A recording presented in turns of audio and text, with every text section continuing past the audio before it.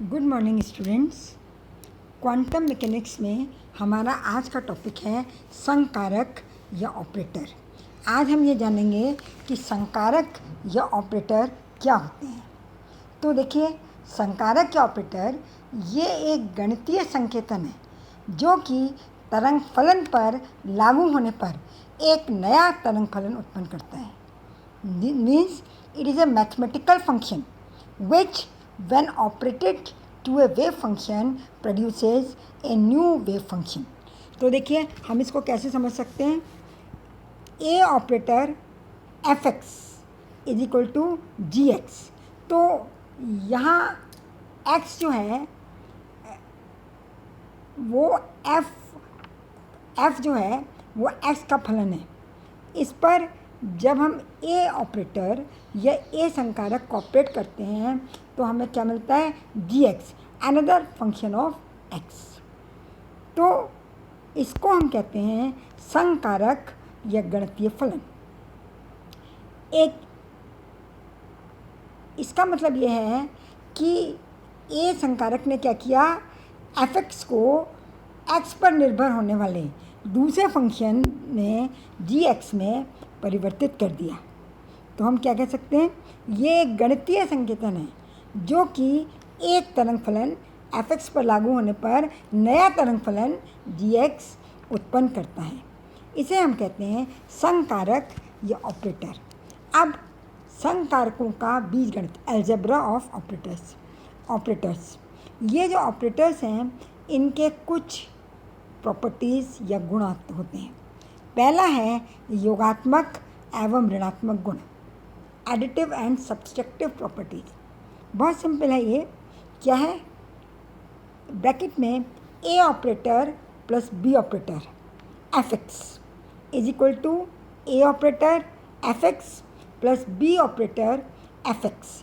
ये जो कैप है ऊपर, ये ऑपरेटर का या संकारक का चिन्ह है। ए ऑपरेटर को हम ए कैप से प्रदर्शित करते हैं और बी ऑपरेटर को हम बी कैप से प्रदर्शित करते हैं। अब ए ऑपरेटर प्लस बी ऑपरेटर मतलब दोनों ऑपरेटरों का योग जब हम एफ एक्स पर अप्लाई करेंगे तो जो परिणाम आएगा वो किसके बराबर आएगा। ए को एफ एक्स पर ऑपरेट किया, उसका जो परिणाम आया, बी ऑपरेटर को एफ एक्स पे ऑपरेट किया, उसका जो परिणाम आया, दोनों परिणामों का योग। इसे हम कहते हैं योगात्मक गुण। इसी तरीके से ऋणात्मक गुण है क्या, A cap minus B cap F X किसके बराबर हो जाएगा, ये A cap F X minus B cap F X. यानी एफ एक्स पर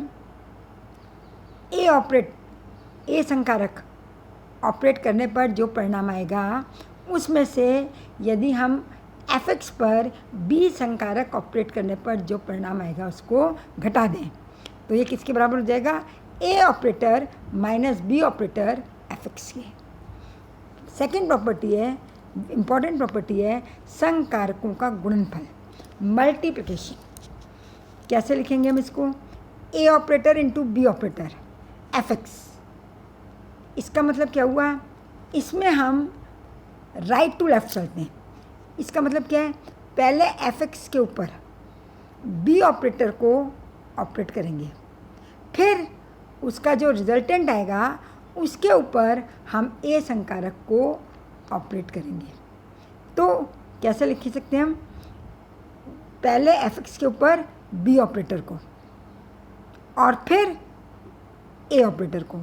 तो बी ऑपरेटर को एफ एक्स पर ऑपरेट करने पर मान लीजिए आता है G X, another wave function, और फिर उस पर हम ए ऑपरेटर को ऑपरेट करेंगे। This is known as multiplication या संकारकों का गुणनफल। तीसरा है, दो संकारकों को हम कहते हैं क्रम विनिमय। कब, जब वो निम्नलिखित शर्त को पूरा करते हैं। दो संकारकों के क्रम विनिमय होने की क्या शर्त है, देखिए, A operator into B operator F X बराबर B operator into A operator F X. इसका क्या मतलब है? तरंग फलन एफ एक्स पर पहले हम बी ऑपरेटर को ऑपरेट करें, फिर जो रिजल्टेंट आए उस पर हम ए ऑपरेटर को ऑपरेट करें, तो वो किसके बराबर हो जाएगा? एफ एक्स पर हम पहले ए ऑपरेटर को ऑपरेट करें, फिर जो रिजल्टेंट आए उस पर हम बी ऑपरेटर को ऑपरेट करें। यदि ये दोनों परिणाम आपस में बराबर हैं, if both the results are equal, तो हम इसको कहेंगे ये क्रम विनिमय की शर्त को पूरा करता है। अब इसको हम इस तरीके से भी लिख सकते हैं, A into B operator minus B into A operator, किस पर?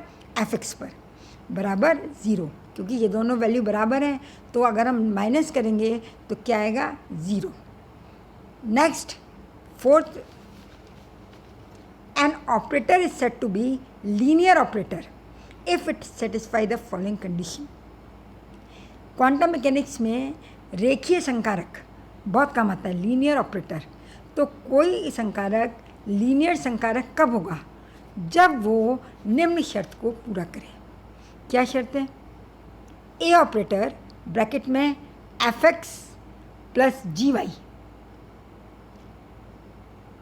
Is equal to A operator F X पे plus A operator G Y पर।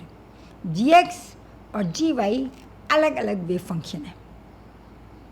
यदि इन दोनों को जोड़कर फिर ए को ऑपरेट किया जाए तो वो बराबर होगा किसके? दोनों पर अलग अलग, दोनों वेव फंक्शन पर अलग अलग ए को ऑपरेट करें और फिर हम उसको जोड़ें। यदि इस शर्त को पूरा करता है तो ये कहलाएगा लीनियर ऑपरेटर या रेखीय संकारक। Now we come to Hermitian operator. Hermitian संकारक बहुत इंपॉर्टेंट संकारक है, जिसे हम कहते हैं हर्मिशियन ऑपरेटर या हर्मिशियन संकारक। क्या है? 0 से इन्फिनिटी, 0 से infinity means minimum to maximum.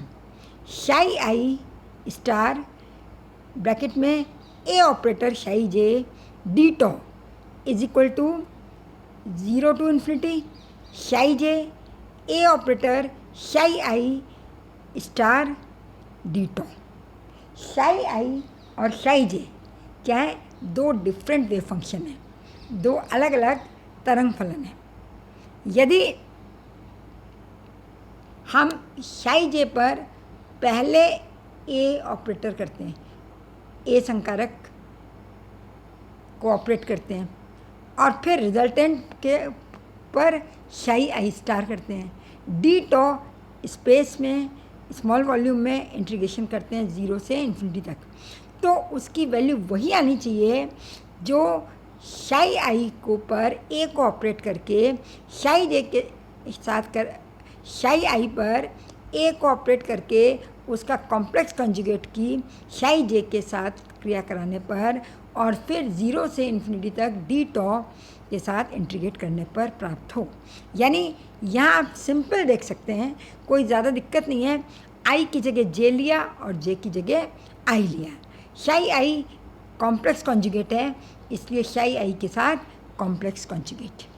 अगर इस तरह की शर्त को पूरा करा जाता है तो ये संकारक या ये ऑपरेटर ए ऑपरेटर से जिसमें जो मैंने दिखाया है वो कहलाएगा हर्मिशियन ऑपरेटर या हर्मिशियन संकारक। तो दिस इज़ अबाउट ऑपरेटर या संकारक। अब हम देखेंगे क्वांटम यांत्रिकी के अभिग्रहित postulates of quantum mechanics. Quantum यांत्रिकी के अभिग्रहित या पोस्टुलेट्स ऑफ क्वांटम मैकेनिक्स। पहला पोस्टुलेट है, पहला अभिग्रहित है, प्रत्येक निकाय के लिए एक तरंग फलन होता है जो किसी निकाय को पूरी तरीके से परिभाषित करता है, जैसे ऊर्जा स्थिति संवेग। इसे हम शाई XYZ से प्रदर्शित करते हैं, यानी ये XYZ कोऑर्डिनेट और T पर निर्भर, समय पर निर्भर करता है, शाई, है ना। किसी भी सिस्टम को पूरी तरीके से परिभाषित करने के लिए एक निश्चित तरंग फलन होता है। The physical state of A particle, मतलब एनर्जी हो, पोजीशन हो, मोमेंटम हो, is fully described bye an appropriate wave function शाई एक्स वाई जेड और टी। हर एक के लिए एक निश्चित तरंग फलन होता है। अब शाई का मान श्रोडिंगर तरंग समीकरण को हल करके प्राप्त किया जाता है और यह एक्स वाई जेड निर्देशांकों का फलन होती है, जो दिए गए रेंज में कैसा होना चाहिए, सिंगल वैल्यूड, एक मानी, निश्चित और सतत, जो कि कंडीशन किसकी थी, सुव्यवहारित तरंग फलन की। शाई का मान निकालने के लिए हमें श्रोडिंगर तरंग समीकरण को हल करना पड़ेगा और ये मान किस पर निर्भर करेगा, ये निर्भर करेगा एक्स वाई जेड निर्देशांकों पर। और कैसा होना चाहिए, वही कंडीशन यहाँ भी लागू होनी चाहिए जो कि वेल बिहेव्ड वेव फंक्शन की, सुव्यवहारित तरंग फलन की है। यानी ये सिंगल वैल्यू, डेफिनेट और कंटिन्यूअस होना चाहिए, एक मानी होना चाहिए, निश्चित होना चाहिए और सतत या कंटिन्यूअस होना चाहिए।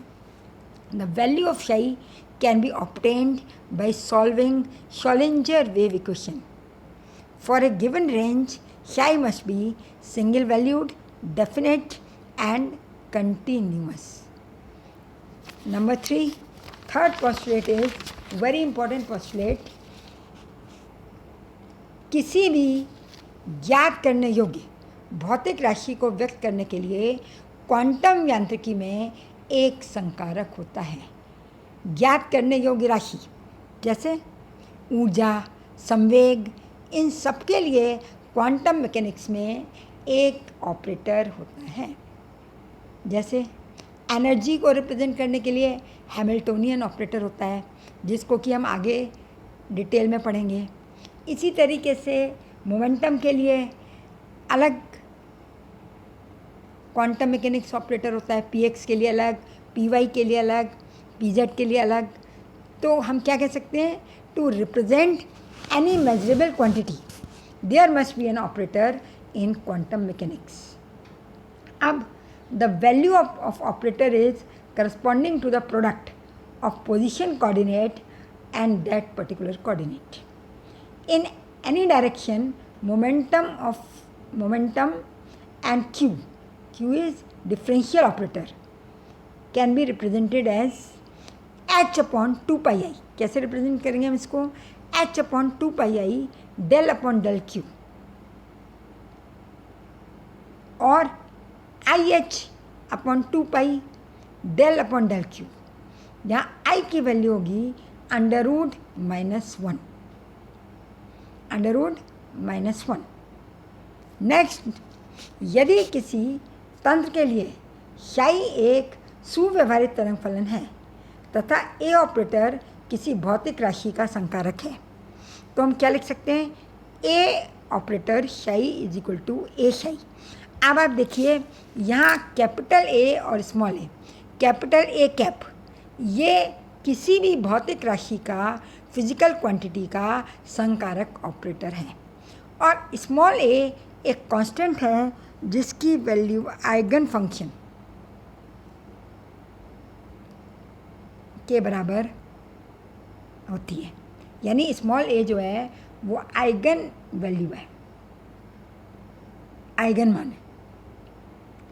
अब यदि हम इसका एग्जाम्पल देना चाहें तो हम ए कैप की जगह लिख सकते हैं एच कैप, हैमिल्टोनियन ऑपरेटर, और एच शाई इज इक्वल टू ए शाई, ई शाई। ई एनर्जी की या ऊर्जा का आइगन मान है, E is the eigen value for energy and H operator is the operator for energy, ऊर्जा का संकारक है। ए शाई इज इक्वल टू ए शाई। यहाँ कैपिटल ए क्या है, ये ऑपरेटर है और स्मॉल ए जो है वो कांस्टेंट है। तो कैपिटल ए की जगह किसी भी भौतिक राशि का ऑपरेटर हम ले सकते हैं और स्मॉल ए एक कांस्टेंट होगा जो उसका आइगन मान होगा. Psi is well-behaved wave function of a system and A is the operator for a physical quantity. A small a well-behaved wave function है, सुव्यवहारित तरंग फलन है. इसलिए हम इस तरीके से लिखते हैं capital A cap psi is equal to small ए शाई. अब यदि हमने कई सारी वैल्यूज़ ली हैं, कई सारे मान हैं हमारे पास, तो हम क्या करेंगे, इसका एवरेज या औसत निकालेंगे. तो औसत मान ज्ञात करने के लिए ए एवरेज इस तरीके से लिखा जाएगा इज इक्वल टू इंटीग्रेशन शाई स्टार ए ऑपरेटर शाई डी टो अपॉन शाई स्टार शाई डी टो का इंटीग्रेशन. ये इसकी एवरेज वैल्यू होगी. अगर वेव फंक्शन नॉर्मलाइज है, प्रसमानीकृत है, तो जो नीचे वाला टर्म है शाई स्टार शाई डी टो, इस इंटीग्रेशन इसका मान 1 होगा, तब केवल ऊपर वाली टर्म बचेगा. और यदि ये नॉर्मलाइज नहीं है तो ये जो इसका रेशियो है that is the average value of any physical quantity, किसी भौतिक राशि का औसत मान इस तरीके से निकाला जाएगा. This is about the postulates of quantum mechanics, या क्वांटम यांत्रिकी के अभिग्रहित इस प्रकार से हैं. अब हमारा जो नेक्स्ट टॉपिक है वो है वेरी इंपॉर्टेंट टॉपिक, हैमिल्टोनियन संकारक की व्युत्पत्ति, डेरिवेशन ऑफ हैमिल्टोनियन ऑपरेटर.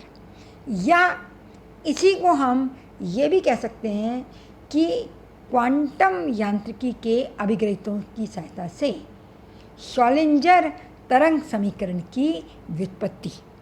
पहले भी हम श्रोडिंगर वेव इक्वेशन या श्रोडिंगर तरंग समीकरण की व्युत्पत्ति कर चुके हैं.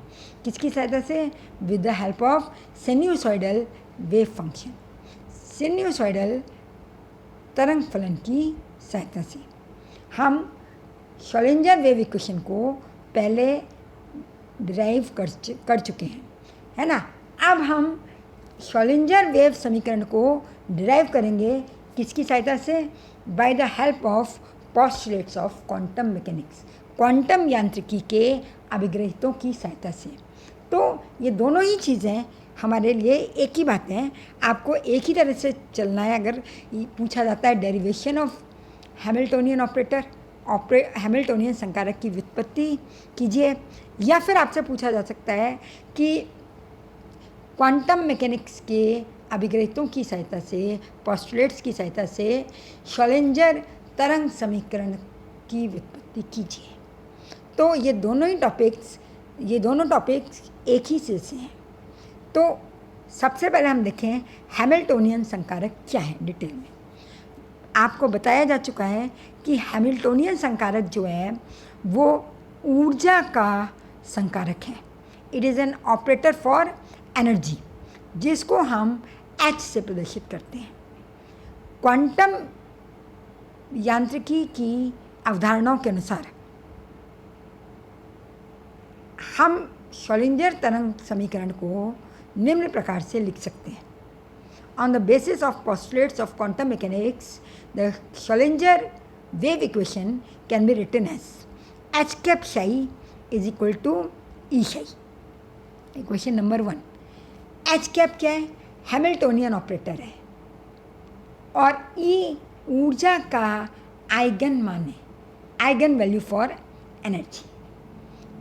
हम ये जानते हैं कि ये जो H शाई इज इक्वल टू ई शाई, ये भी श्रोडिंगर तरंग समीकरण का ही रूप है. किस फॉर्म में? ऑपरेटर फॉर्म में. संकारक के रूप में अगर हम श्रोडिंगर तरंग समीकरण को लिखना चाहें तो हम कैसे लिख सकते हैं? H शाई is equal to E psi. Equation number 1. हम ये जानते हैं कि ये समीकरण हमने क्वांटम मैकेनिक्स के जब पोस्टुलेट्स पढ़े थे तो हमने पढ़ा था कैपिटल ए ऑपरेटर शाई इज इक्वल टू स्मॉल ए शाई। कैपिटल ए ऑपरेटर की जगह क्या गया, हैमिल्टोनियन ऑपरेटर, और small a constant eigen value की जगह क्या गया, ई, जो कि ऊर्जा का आइगन मान है। तो यदि हमें हैमिल्टोनियन ऑपरेटर को निकालना हो तो हमारे पास क्या तरीका है, किसी भी भौतिक राशि का ऑपरेटर उस भौतिक राशि की सहायता से ही ज्ञात किया जा सकता है। किसी भी भौतिक राशि के संकारक को ज्ञात किसकी सहायता से किया जा सकता है, उसी भौतिक राशि की सहायता से। तो हैमिल्टोनियन ऑपरेटर को हम किसकी सहायता से ज्ञात कर सकते हैं, ऊर्जा या एनर्जी की सहायता से। क्यों, क्योंकि हैमिल्टोनियन ऑपरेटर जो है वो ऊर्जा का संकारक है, इसलिए इसको हम ऊर्जा एनर्जी से ही निकाल सकते हैं या ज्ञात कर सकते हैं। ठीक है, अब हम देखते हैं कि किस तरीके से ज्ञात कर सकते हैं हम। तो कैपिटल ई क्या है, इलेक्ट्रॉन की कुल ऊर्जा। कुल ऊर्जा किसके बराबर होगी, kinetic energy plus potential energy, मतलब गतिज ऊर्जा प्लस स्थितिज ऊर्जा। अब हम जानते हैं काइनेटिक एनर्जी किसके बराबर होती है, हाफ mv² के बराबर। और अगर हम ऊपर नीचे m से मल्टीप्लाई कर दें तो ये क्या आ जाएगा, m²v²/2m। m²v², mv को हम क्या लिख सकते हैं, मोमेंटम। तो ऊपर वाला टर्म हो गया p², so it is p²/2m। तो काइनेटिक एनर्जी या गतिज ऊर्जा किसके बराबर होगी, p²/2m, प्लस पोटेंशियल एनर्जी को हमने किससे व्यक्त किया है, कैपिटल V से। तो टोटल एनर्जी, कुल ऊर्जा इलेक्ट्रॉन की कितनी हो गई, p²/2m plus capital V। This is equation number 2, समीकरण नंबर 2। अब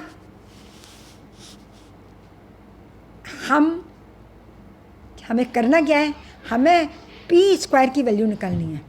तो p² की वैल्यू निकालने के लिए हमें पहले p की वैल्यू निकालनी पड़ेगी, फिर इस p² की वैल्यू को रखकर हम ऊर्जा का आइगन मान E निकालेंगे और उससे हम हैमिल्टोनियन ऑपरेटर की व्युत्पत्ति करेंगे। तो देखिए, x डायरेक्शन में अगर हम चलें तो px मोमेंटम इन x डायरेक्शन, px मतलब मोमेंटम इन x डायरेक्शन। हमने पहले देखा ये किसके बराबर होगा, ये बराबर होगा h/2πi del/x, x डायरेक्शन है इसलिए। अब हमको इसका स्क्वायर चाहिए तो px², तो यानी इसको हम 2 बार लिखेंगे, h/2πi del/x operated on h/2πi del/x। ये हो जाएगा px का स्क्वायर। इसको जब हम सॉल्व करेंगे तो del²/x² आ जाएगा और बाहर आ जाएगा h/2πi का होल स्क्वायर, जहाँ i² की वैल्यू है -1।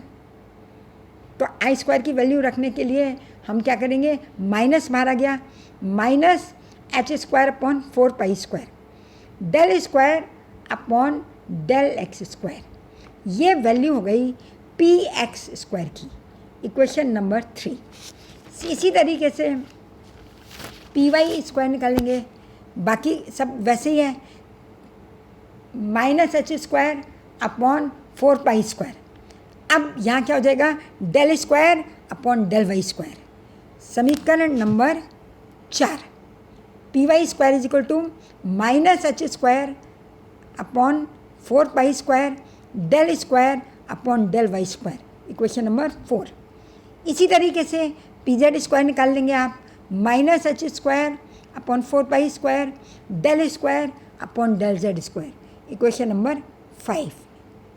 अब p² किसके बराबर होगा, naturally px² plus py² and plus pz²। तो हम इक्वेशन 3, 4, 5 को ऐड कर देंगे।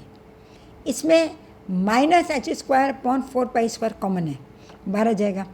ब्रैकेट में क्या आ जाएगा, del²/del(x² plus del²/del(y² plus del square upon del Z square, equation number 6। अब जो ब्रैकेट का टर्म है del square upon del X square plus del square upon del Y square plus del square upon del Z square, आप देख रहे हैं ये क्या है, ये है लैप्लासियन ऑपरेटर नेबुला स्क्वायर के बराबर। तो हमारे पास क्या आ गया, P square is equal to minus H square upon 4 pi square nebula square. तो this is the value of P square. अब समीकरण 2 इक्वेशन नंबर 2 देखें हमारी कहाँ है equation number 2, this is the equation number 2। यहाँ से हम पी स्क्वायर की जगह पी स्क्वायर की जो वैल्यू है minus H square upon 4 pi square nebula square, वो सब्स्टिट्यूट कर देंगे। तो वो सब्स्टिट्यूट करने के बाद हमारे पास क्या आएगा, देखिए एच ऑपरेटर एच शाई इज इक्वल टू ई शाई। तो ई की वैल्यू रखकर हम, क्योंकि ये ऑपरेटर संकारक के टर्म में है, इसलिए हम इसकी जगह क्या ले लेंगे, एच ऑपरेटर। क्योंकि ये जो वैल्यू आई है हमारे पास पी की, ये किस टर्म में, संकारक के टर्म में। तो पी स्क्वायर अपॉन 2m है ना, तो 1/2m हो गया। पी स्क्वायर की जगह अपन ने रख दिया minus H square upon 4 pi square nebula square plus V. This is equation number 7। अब इसको हम सॉल्व करके इस तरीके से भी लिख सकते हैं, H operator is equal to minus H square upon multiply कर दिया हमने 8 pi square M nebula square plus V. ये हैमिल्टोनियन ऑपरेटर की वैल्यू है, या हमने हैमिल्टोनियन ऑपरेटर की व्युत्पत्ति करी, डेरिवेशन ऑफ हैमिल्टोनियन ऑपरेटर। यदि आपसे हैमिल्टोनियन ऑपरेटर संकारक की व्युत्पत्ति ही पूछी जाए तो आप यहीं तक छोड़ देंगे, क्या, H cap is equal to minus H square upon 8 pi square M nebula square plus V. ये क्या है, वेरी इंपॉर्टेंट इक्वेशन। हालांकि इसको कुछ नंबर नहीं दिया है, लेकिन आप चाहें तो इसको इक्वेशन नंबर 7 डैश कर सकते हैं, है ना। तो ये आपकी हैमिल्टोनियन संकारक की व्युत्पत्ति हुई। अब यदि आपको आगे शोलिंजर तरंग समीकरण की व्युत्पत्ति करनी है तो अब अपन इसमें आगे चलते हैं। इक्वेशन नंबर 2 में हमने देखा था एच शाई इज इक्वल टू ई शाई। तो एच शाई, एच की जगह हैमिल्टोनियन संकारक की वैल्यू रख दी minus H square upon 8 pi square M nebula square plus V, है ना। शाई 2 प्लस के टर्म में, तो दोनों जगह शाई से मल्टीप्लाई करेंगे, is equal to E psi. This is equation number 8। What is equation number 8, minus H square upon 8 pi square M nebula square psi plus V psi is equal to E psi. क्योंकि शाई से multiply दोनों टर्मों को करनी पड़ेगी, क्योंकि दोनों plus के टर्म हैं। This is equation number 8। अब हम इस इक्वेशन को सिंप्लीफाई करते हैं, minus H square upon 8 pi square M nebula square psi is equal to E minus V psi. V psi term को उधर ले जाएंगे तो वो माइनस में हो जाएगा, शाई कॉमन ले लेंगे तो it is E minus V psi. या हम कह सकते हैं minus nabla square psi is equal to इसको इधर ले गए तो ये 8 पाई स्क्वायर एम ऊपर हो जाएगा upon H square E minus V psi. This is equation number 9। अब हमने क्या किया, नेबुला स्क्वायर शाई को भी हम राइट हैंड साइड पे लेंगे, तो nebula square psi plus 8 pi square M upon H square E minus V psi is equal to left hand side में क्या बचा, 0। Equation number 10। अब लॉप्लासियन स्क्वायर या नेबुला स्क्वायर की वैल्यू शाई की वैल्यू रखेंगे तो क्या आ जाएगा, del square psi upon del X square plus del square psi upon del Y square plus del square psi upon del Z square plus 8 pi square M upon H square E minus V psi is equal to 0. This is Schrodinger wave equation in 3 dimension. और इस शॉलिंजर wave equation को हमने किस तरीके से drive किया, with the help of postulates of quantum mechanics. Quantum यांत्रिकी के अभिग्रहितों की सहायता से यहाँ हमने शॉलिंजर वेव इक्वेशन की व्युत्पत्ति की, जो पहले हमने किस तरीके से की थी, पहले हमने की थी साइनसॉइडल वेव इक्वेशन की सहायता से. तो दोनों ही इक्वेशन सेम है, पर यहाँ हमने शॉलिंजर वेव इक्वेशन ड्राइव करी with the help of postulates of quantum mechanics, quantum mechanics की अभिग्रहितों की सहायता से. तो this is about the derivation of Hamiltonian operator. Hamiltonian संकारक की व्युत्पत्ति यदि आपसे पूछी जाएगी तो आप इक्वेशन 7 पर ही ख़त्म कर देंगे. और अगर आपसे शॉलिंजर तरंग समीकरण को व्युत्पन्न करने के लिए कहा जाएगा तो आप लास्ट इक्वेशन नंबर 10 तक इसको डिराइव करेंगे. This is all about the derivation of Hamiltonian operator and Schrodinger wave equation. इस तरीके से आज हमने पढ़ा हैमिल्टोनियन संकारक या शॉलिंजर तरंग समीकरण की वैकल्पिक व्युत्पत्ति. नेक्स्ट हम अगली क्लास में पढ़ेंगे. Thank you.